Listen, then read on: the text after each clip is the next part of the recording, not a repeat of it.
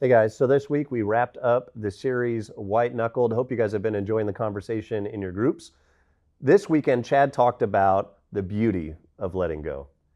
And there's a passage Paul writes in 2 Corinthians chapter 9, and he says, the point is this, as he's talking about giving, as he's talking about generosity, the point is this: whoever sows sparingly will also reap sparingly, and whoever sows bountifully will also reap bountifully.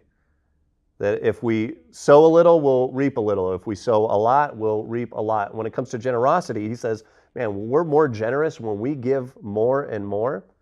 There's a whole lot more that comes from that. There's a lot of fruit from the work of giving. And he gives some descriptions. He talks about how grace abounds, so that having all sufficiency in all things at all times, you may abound in every good work. He talks about that we will be enriched in every way, to be generous in every way, which through us will produce thanksgiving to God. That the more generous we are, the more God is praised. By us who give and by those who are given to, that it's for our good, it's also for the good of those around us that we be generous. And so Paul talks, he says that this thing multiplies. The more you give, the more it benefits you, the more it benefits others.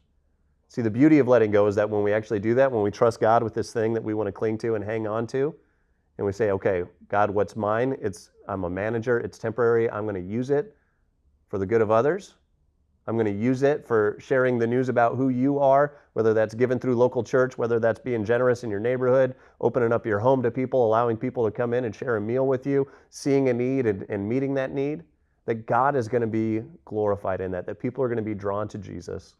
And so we celebrated that this weekend. We talked about all that God did in 2018. And the reason that we can celebrate that is because a bunch of you give and you serve.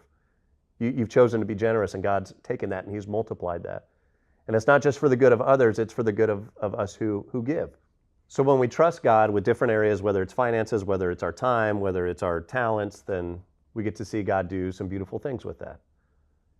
Has there been a time that you've trusted God and something beautiful came from it?